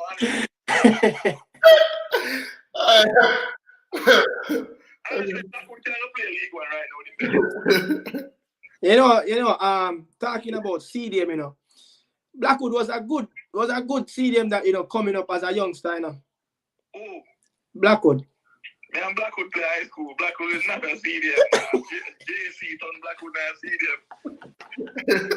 Blackwood, tell him what position you play. Well, I will play 6 ball at the 8. Yeah, again, ball, tell him what position you play, please. So tell me which position we play now. All right, when I play with me, when I just get your boss. Yeah, which position I play with you? I'm asking the question. Yeah, I play as a striker. I score goals. Nikada, can you answer the question, please? Where's it? What position do you play in a calls? All right, when Excelsior take you up on the opportunity and say, yo, you're not the right fit for that school, come Excelsior. What position were you playing, sir? I play right midfield and central. What? Right midfield and central. Where you want to say? You always say you play right. Yo, move on to the next topic. I was that you always say you play at the goal. Like, troops play striker and play midfield and play defense. But I can develop and turn and position different as big as the field at any time at any way. So all these are ties, but going back to Truth and the middle, the only player we see right now, honestly. He's the only player, but we know he's the only player, and then he's not that guy that want to be in the midfield, so yeah. One thing I tell him, they better keep him on that back. No, the next option for the coach, guys. Honestly, the coach used back the last about the midfield, but just stop what's doing. No, man. Most of them are gonna run over him, brother. Me say if him play lots in the midfield, most of them are gonna run over him, brother. Cause we feel like the US come, come this time, and a joke thing. So I gonna really need 2-6.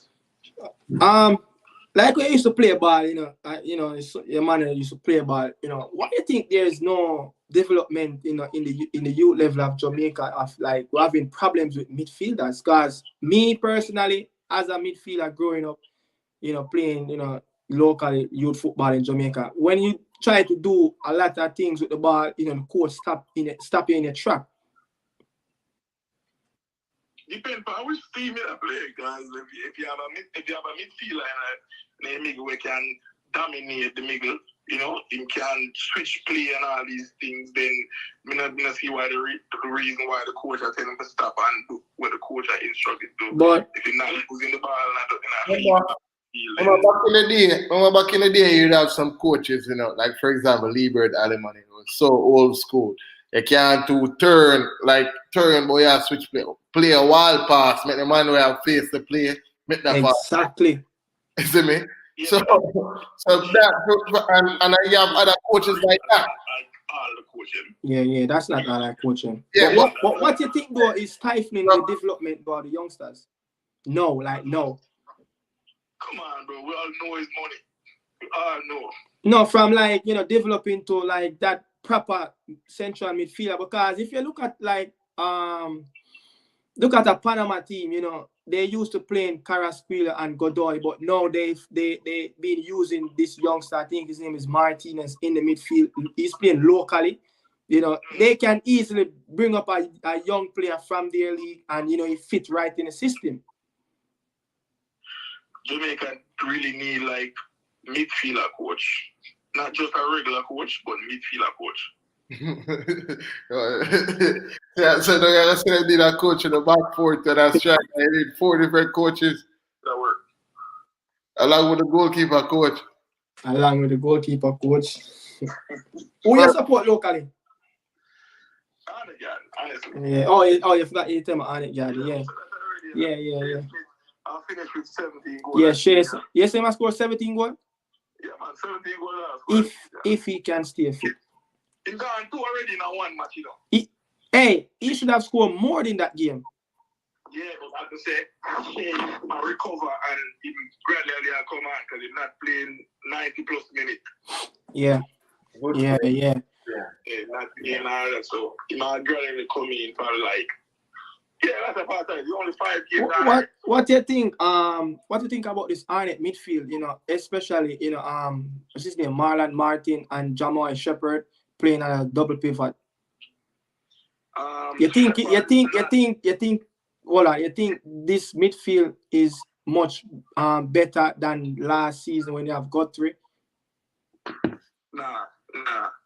Remember last season you have Guthrie, you have Vision, right? Yeah, you have Vision. You used to play Vision? No, I never played Vision. You were younger than me. Okay. But as I said, that midfielder was solid and that midfield get the job done every single time. Yeah. So now let's say the midfielder on it yard right now is strong because Shepherd is not like somebody we can, depend on.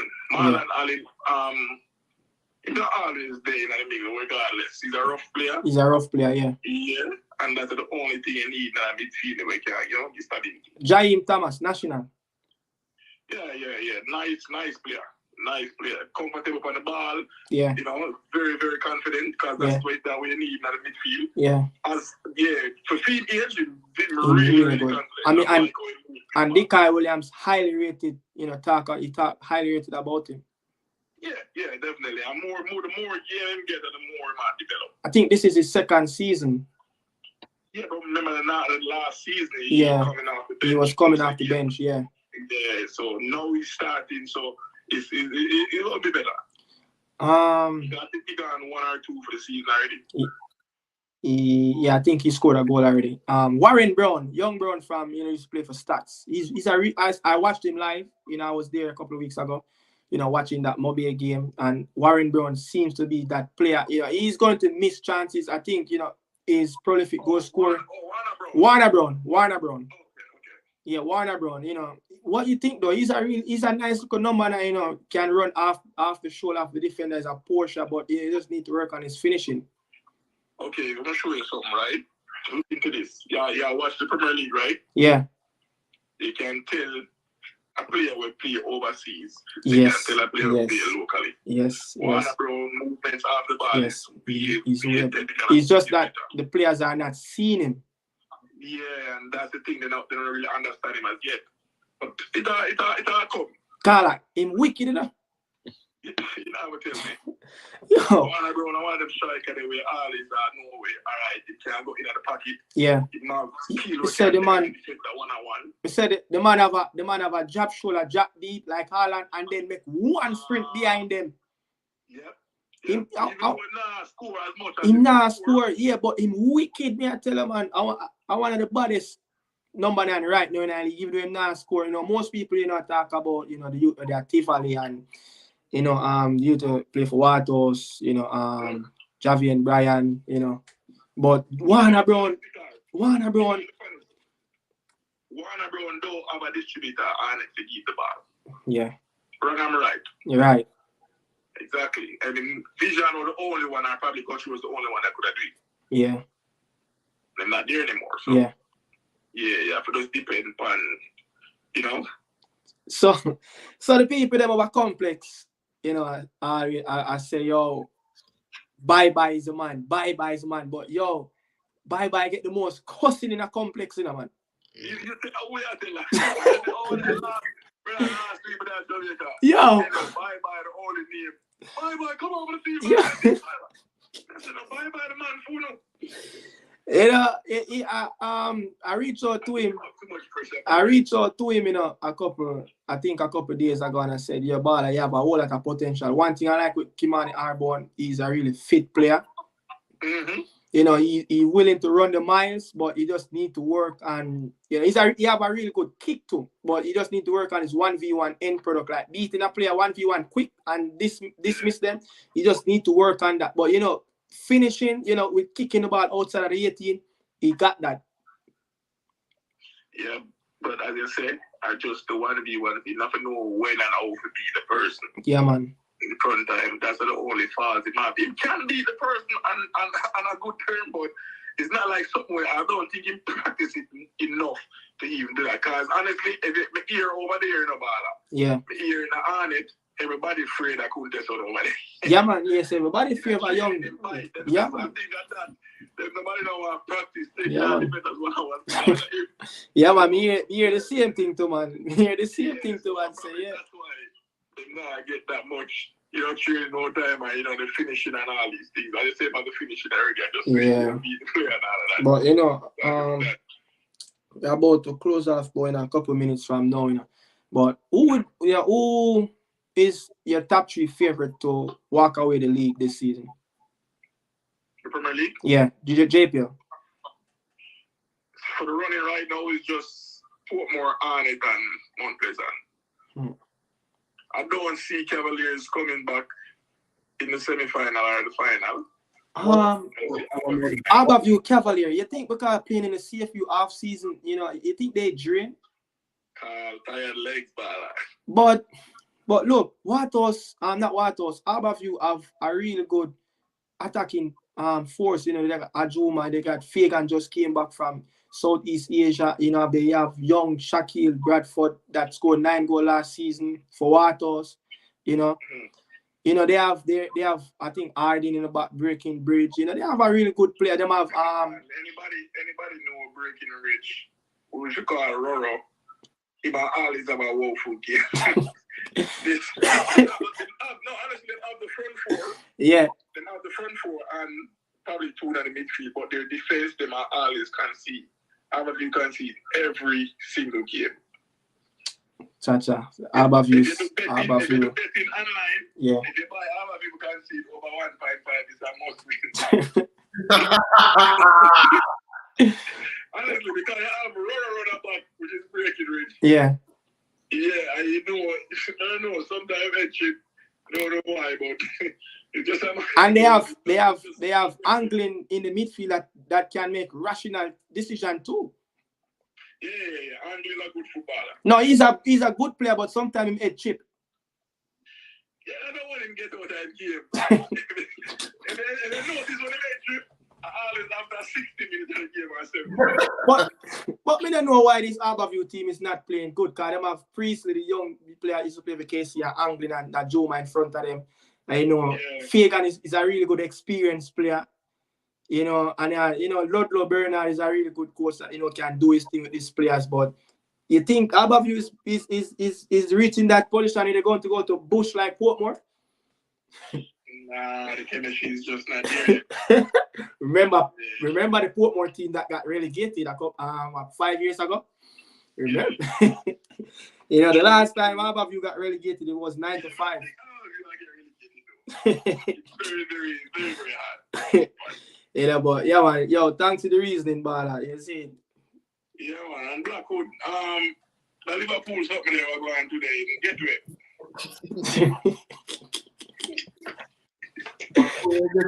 A 4 you get. Yeah, man. Bless up, brother. Much love and respect. Me have a JPL show where I'm gonna talk about JPL too, yeah? Alright, then we got it. Mad, respect. Yeah, Blackwood, 11:30, Yeah, man. Say when the man up on the phone, I'm actually, man, come on, while how long but I realize later when I read the comments, I say, Tau. Leo, we used to go to school. Alright, remember I was there when we did tell us I'm gonna go to Virginia and go play there. I think Leo will play for Tivoli. No, Leo, we got when I DC, man, we used to go play for one team, them Jamaican at DC, him and them control it, so wouldn't go play. Yeah, man, talk like him a big baller. I bug that in our goal, Go to shoot out, him can't save a penalty to right it. Everything I fly past him. Hope him still there watch this. Yeah, man. Tomorrow at the JPL show live, looking to start that one thing after the game finished, the Monday night game finished, But people, everyone that's here, really appreciate the support. Hope you guys like. If you're new, please subscribe.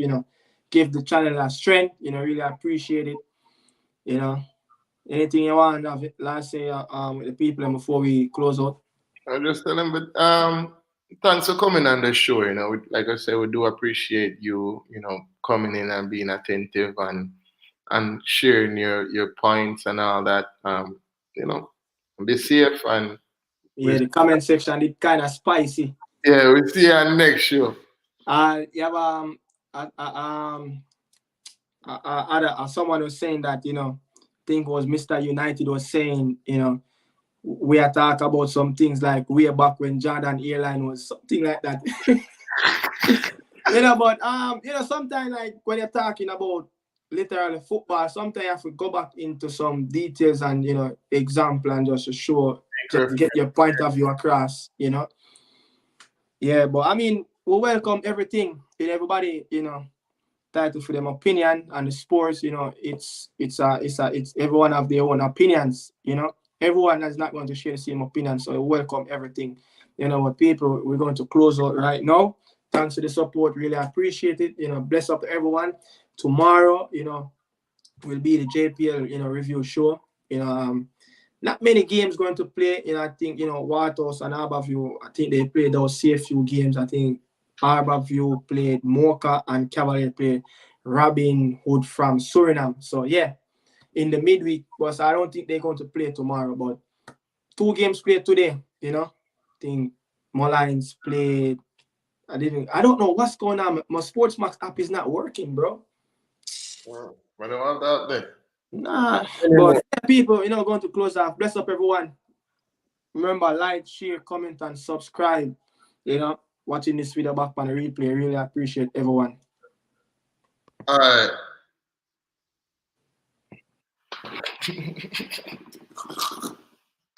Yo.